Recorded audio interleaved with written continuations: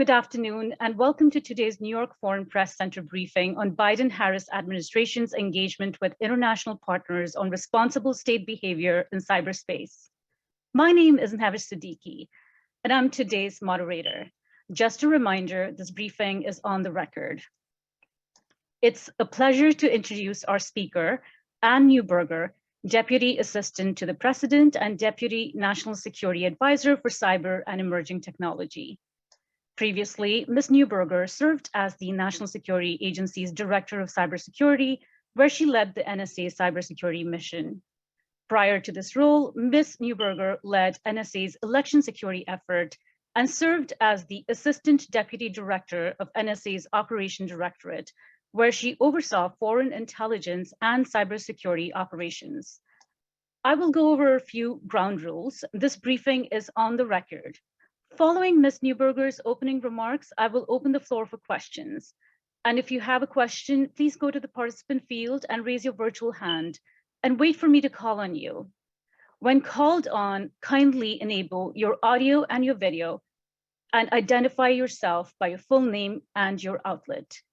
Could I also please ask the journalists to have your cameras and audio off until the Q&A session? Thank you.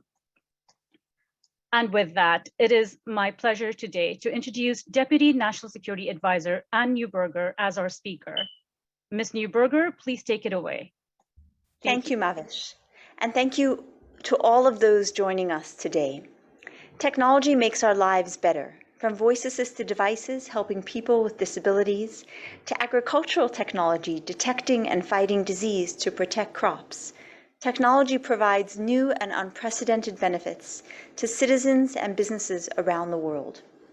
President Biden recognizes that with those benefits come core challenges for the 21st century. We need digital development and digital security combined. Protecting our ability to communicate and innovate is central to all of our national security interests, our economic interests, and global peace and stability. That's why I've come to New York, to meet with international counterparts, representing their governments at the highest levels, to talk about the responsibility each of us have to promote stability and security in cyberspace. Cyber threats and malicious cyber activity in particular are a fundamental aspect of 21st century geopolitics, at times of peace and at times of conflict. The United Nations can and must continue to play a central role in setting expectations for responsible state behavior in cyberspace and in advancing an open, interoperable, secure, and reliable internet that fosters free expression, innovation, and trade. We must work together as an international community to hold states accountable for any disruptive and destabilizing activity in cyberspace, just as we would in the physical world. And it's incumbent upon us all to ensure that the internet is a positive, transformative force that benefits us all equally. Before pausing for your questions, I'll say a few words about Russia's fundamentally different vision for cyberspace and the DPRK's use of malicious cyber activity to bypass sanctions and fuel their weapons of mass destruction and ballistic missile development program. First, on Russia.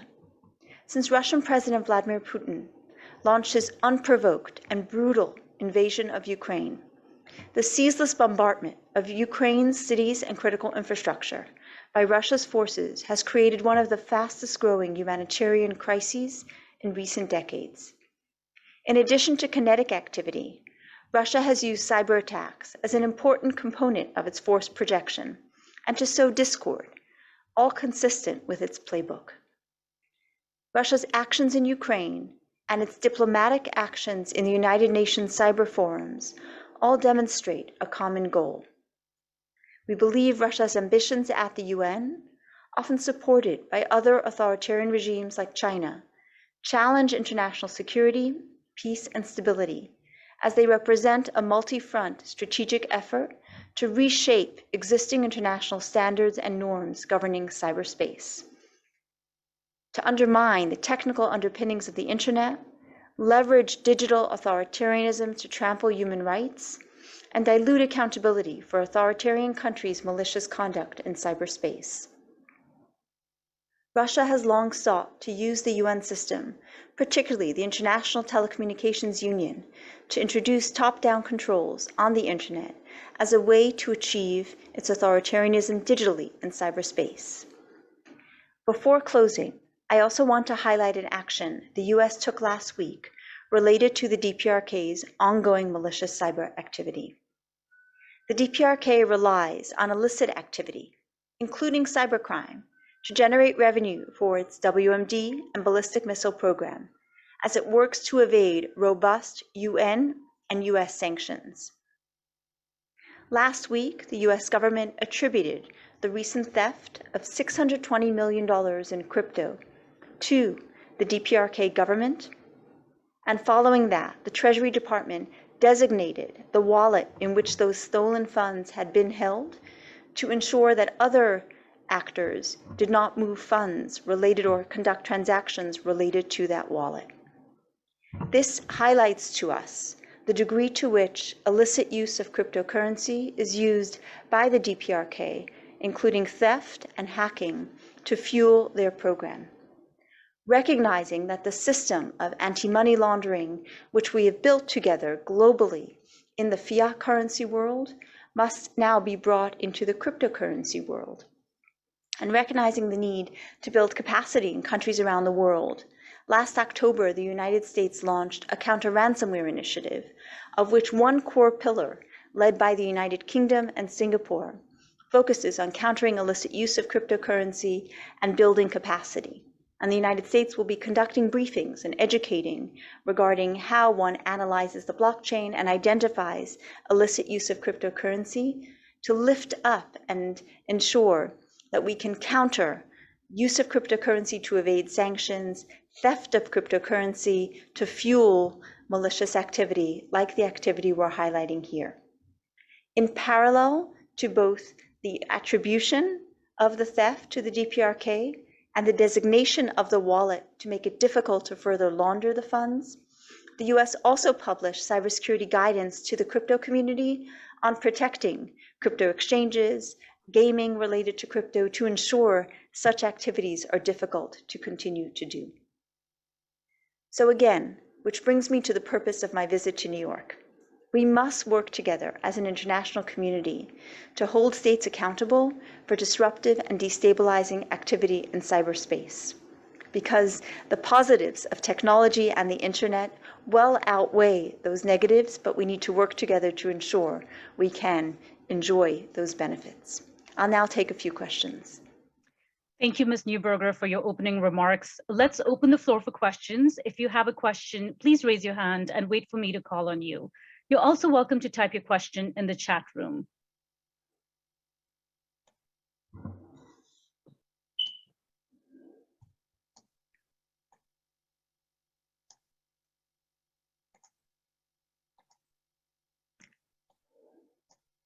I'll turn over to the VOA journalist. Please introduce yourself and your outlet. Thank you.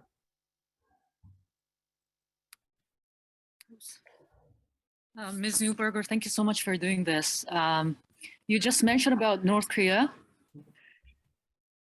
And I was curious whether you had a specific discussion with South Korea, which is also affected very much by North Korea's cyber activities. Did you and South Korean counterparts discuss any ways to counter North Korea's activities? Thank you. Thank you so much for the question. It's a really great question. So first, our Indo-Pacific allies are incredibly strong allies in countering the DPRK's weapons of mass destruction and ballistic missile program. So prior to sharing this information publicly, we have shared this information with our Indo-Pacific allies and are very much looking forward to working closely with them in countering such type of activity and countering illicit use of cryptocurrency as well. Thank you, Ms. Neuberger, and thank you to our journalist. Let's turn to Matthew Cranston. Matthew, please go ahead and turn on your audio and video and introduce yourself and your outlet, please. Thanks very much. And thanks, Anne, for doing this. Appreciate it. I wondered if you could specifically give some detail on what you'd like to see, for example, Australia do when it comes to supporting or coming to a consensus on how to react to some of this state-sponsored cyber attacks, I suppose you'd call it. And the other question, just to tail on from that, is have you seen anything specific or new when it comes to the type of cyber activity outside what you've mentioned about crypto, specifically in the Pacific Islands or in different geographic regions? Has there been any change in the geography of these cyber attacks? Thanks very much. Thank you for the questions, Matthew. Australia has been one of our closest allies in really promoting that framework of responsible state behavior. The UN has a set of norms which countries signed up for. Things, for example, like not offering safe harbor to cyber criminals, things like not attacking critical infrastructure. And as part of signing up for those norms, countries agreed to a framework of saying these are the set of activities which responsible countries don't do voluntarily in cyberspace.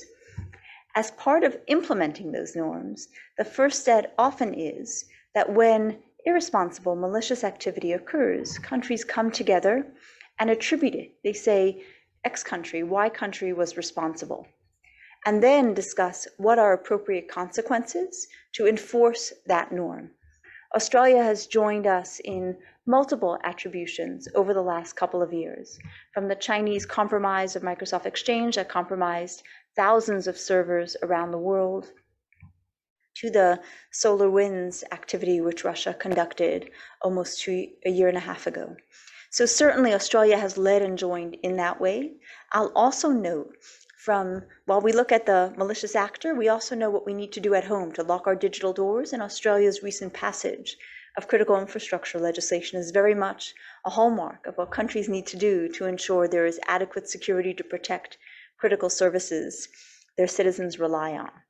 With regard to the different geographic regions you talked about, one of the things we're seeing in the development of cryptocurrency is a move to distributed infrastructure. For example, mixers that can anonymize different transactions in an attempt to cover tracks for stolen funds.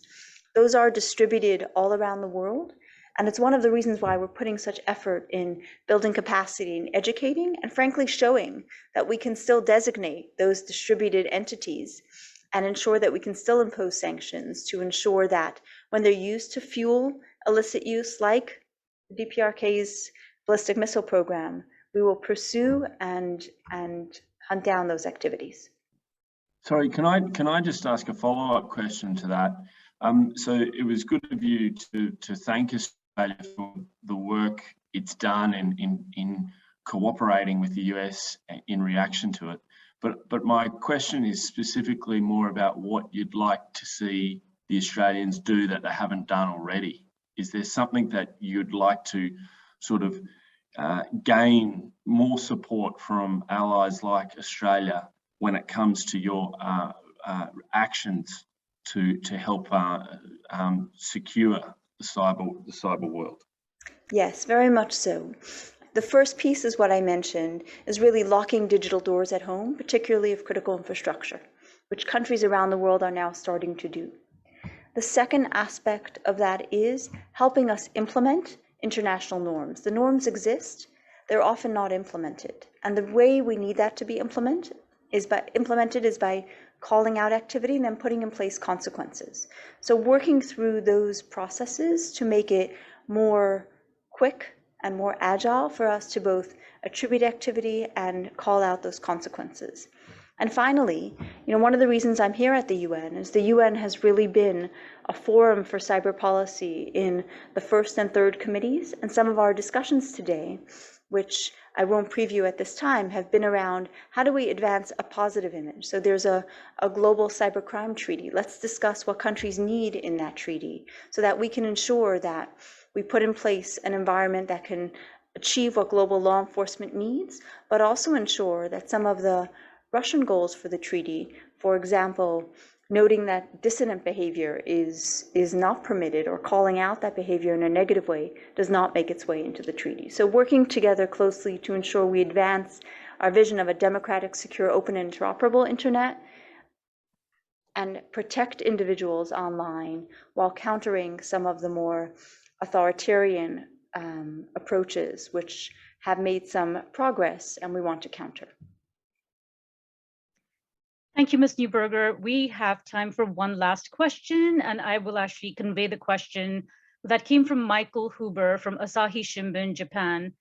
As cyberspace becomes used by more actors, public and private, and its capacity for transactions grow, what do you see as the United States' role in governing such a space? Do you see the US working with its allies like Japan or the UK, or just unilaterally? Over to you, ma'am. We absolutely, President Biden has made diplomacy and working with allies and partners a core approach to every opportunity and every challenge on the international stage. You've certainly seen it in the president's approach to counter Russia's invasion of Ukraine, bringing countries together to impose sanctions, bringing countries together to talk about offering refugees a home, and really leading on the international stage, noting that when we're arm in arm with allies and partners, we achieve so much more. In cyberspace particularly, the US has really worked in a number of multilateral forums, certainly in the NATO forum, where we released our first cyber defense policy in 7 years, and additional work we're doing in that space to tie countries together.